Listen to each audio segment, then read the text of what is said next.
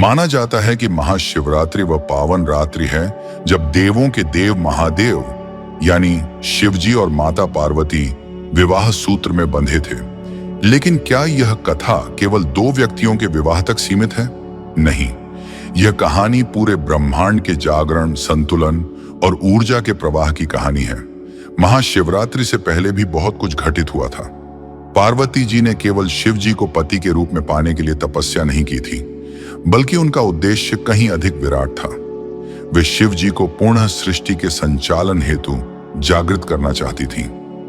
यही कारण था कि सभी देवता, आर्षि, गंधर्व और यहां तक कि असुर भी पार्वती जी के इस प्रयत्न में उनका साथ दे रहे थे। शिव जी उस समय वैराग्य में लीन थे। माता सती के वियोग के बाद उन्होंने संसार से विरक्ति ले ली थी। वे ध्यानस्थ थे, निष्क्रिय थे और सृष्टि से कट चुके थे। लेकिन सृष्टि को केवल रचना नहीं, ऊर्जा भी चाहिए। यह बात ब्रह्मा जी ने अनुभव की। ब्रह्मा जी ने सृष्टि की रचना तो कर दी थी। मनुष्य, पशु, पक्षी, पर्वत, नदियां, सब कुछ था, परंतु उनमें गति नहीं थी। चेतना थी पर उल्लास नहीं। ठीक वैसे ही जैसे कोई अत्याधुनिक मशीन हो लेकिन उसमें बिजली ना हो। तब ब्रह्मा जी ने आदि शक्ति की कठोर तपस्या की। उनकी तपस्या से प्रसन्न होकर आदि शक्ति प्रकट हुई। ब्रह्मा जी ने अपनी समस्या उनके सामने रखी। तब आदि शक्ति ने पार्वती रूप धारण कर पृथ्वी पर अवतार लेने का निर्णय लिया। हिमालय की पुत्री के रूप में उन्होंने जन्म लिया ताकि शिव जी के साथ उनका मिलन हो और सृष्टि में पुनः ऊर्जा का संचार हो सके। लेकिन इससे पहले एक और अत्यंत महत्वपूर्ण घटना घटित हुई थी, जिसका उल्लेख स्कंद पुराण की ईशान संहिता में मिलता है। एक समय ब्रह्मा जी और विष्णु जी अपने अपने कर्तव्यों में पूर्ण दक्ष थे। इसी पूर्णता से उनके भीतर अहंकार उत्पन्न हो गया कि कौन श्रेष्ठ है। तभी शून्य से एक अनंत अग्निस्तंभ प्रकट हुआ।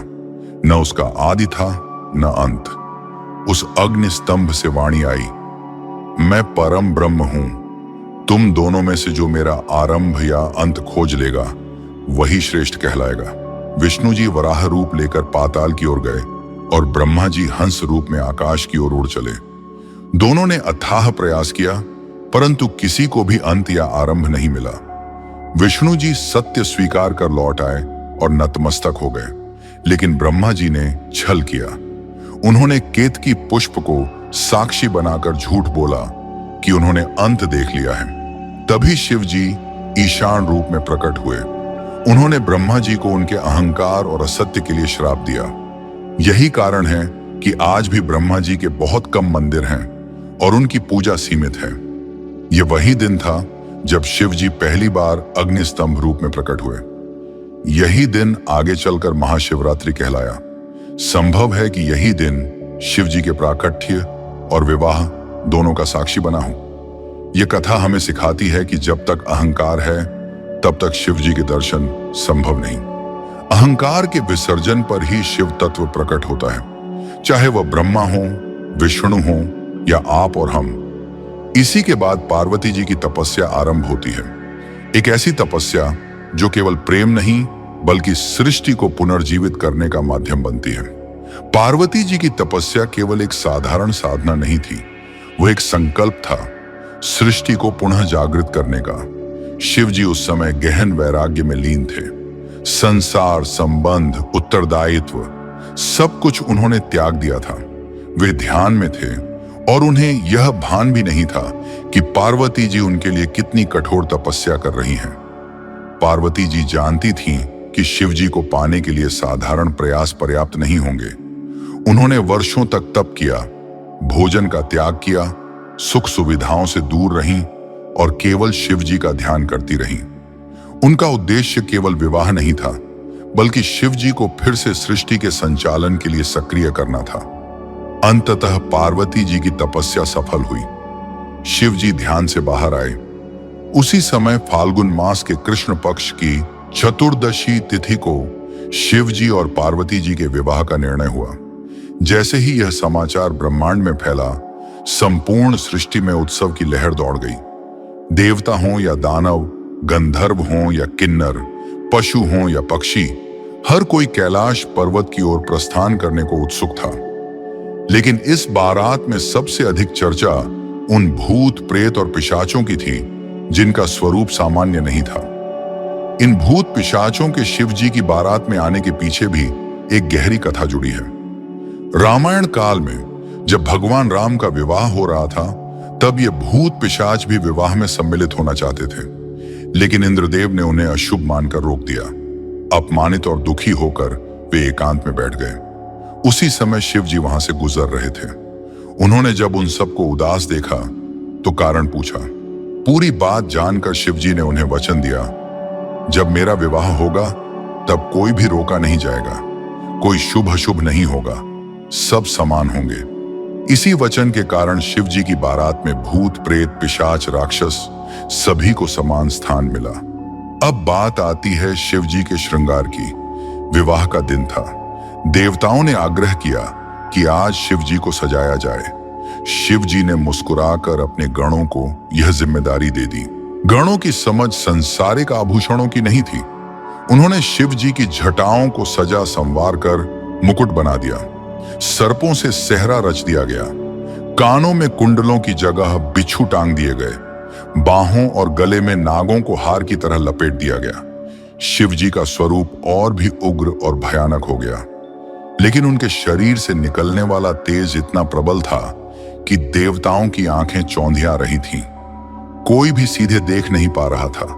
तभी एक गण ने श्मशान से भस्म लाकर शिव जी के शरीर पर लगा दी, जिससे उस दिव्य तेज को संयमित किया जा सके।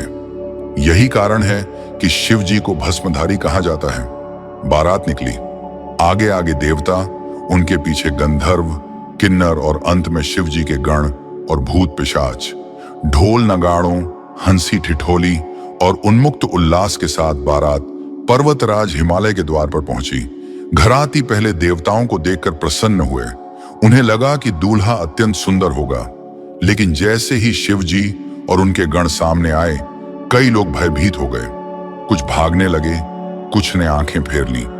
माता मैना, पार्वती जी की माता, शिव जी के उस उग्र स्वरूप को देखकर मूर्छित हो गईं। होश में आने पर उन्होंने स्पष्ट कह दिया कि वे अपनी पुत्री का विवाह इस स्वरूप में नहीं होने देंगी। स्थिति गंभीर हो गई। तब विष्णु जी और अन्य देवताओं ने शिव जी से निवेदन किया कि वे अपना सौम्य रूप धारण करें। शिव जी ने सभी का मान रखते हुए वह स्वीकार कर लिया। जब शिव जी को दिव्य रूप में सजाया गया, चंद्रमा को मस्तक पर धारण किया गया और उनका सौम्य तेज प्रकट हुआ, तब वे चंद्रशेखर कहलाए। उस रूप को देखकर माता मैना का मन शांत हुआ और विवाह के लिए सहमति दी गई। इस प्रकार शिव जी और पार्वती जी का विवाह संपन्न हुआ।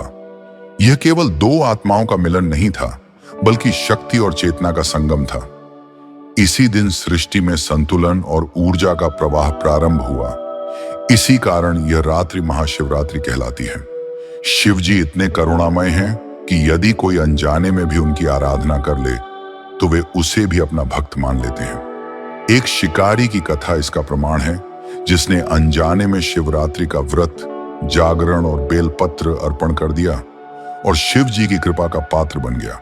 महाशिवरात्रि केवल पर्व नहीं, यह चेतना का उत्सव है। यह याद दिलाती है कि शिव थे, हैं और रहेंगे। हम आते जाते हैं, लेकिन शिव तत्व शाश्वत है। ओम नमः शिवाय। तो मित्रों, ये थी महाशिवरात्रि की वह कथा जो सिर्फ शिव जी और पार्वती जी के विवाह की कहानी नहीं है, बल्कि पूरे ब्रह्मांड के जागरण की कहानी है। यह हमें सिखाती है कि शिव जी केवल संहारक नहीं हैं, बल्कि संतुलन, करुणा और ऊर्जा के स्रोत हैं। वे उतने ही सरल हैं कि एक शिकारी की अनजानी भक्ति से भी प्रसन्न हो जाते हैं, और उतने ही विराट हैं कि देवताओं का अहंकार भी क्षण भर में भस्म कर देते हैं। महाशिवरात्रि हमें यह याद दिलाती है कि जब अहंकार टूटता है, तभी शिव जी का साक्षात्कार होता है। जब भीतर की स्थिरता जागती है, तभी जीवन में संतुलन आता है। यही कारण है कि शिव जी की पूजा में विधि से ज्यादा भाव का महत्व है। इस पावन रात्रि पर आप जहां भी हों, जैसे भी हों, पूरे मन से शिव जी को याद कीजिए। एक दीप जलाइए, एक बेल पत्र अर्पित कीजिए और अपने भीतर की नकारात्मकता को शिव जी के चरणों में समर्पित कर दीजिए। यकीन मानिए, भोलेनाथ कभी भक्ति को खाली हाथ नहीं लौटाते। अगर आपको यह कथा पसंद आई हो, अगर इस कहानी ने आपके मन को छुआ हो, तो वीडियो को लाइक जरूर कीजिए ताकि यह शिव कथा और लोगों तक पहुंच सके। कमेंट में ओम नमः शिवाय जरूर लिखिए और ऐसे ही और रहस्यमयी, आध्यात्मिक और अनकही कथाओं के लिए हमारे चैनल को सब्सक्राइब करना बिल्कुल ना भूलें। हंसते रहिए, मुस्कुराते रहिए, स्वस्थ रहिए और मस्त रहिए। शिव जी का हर उत्सव आनंद का उत्सव है। ओम नमः शिवाय।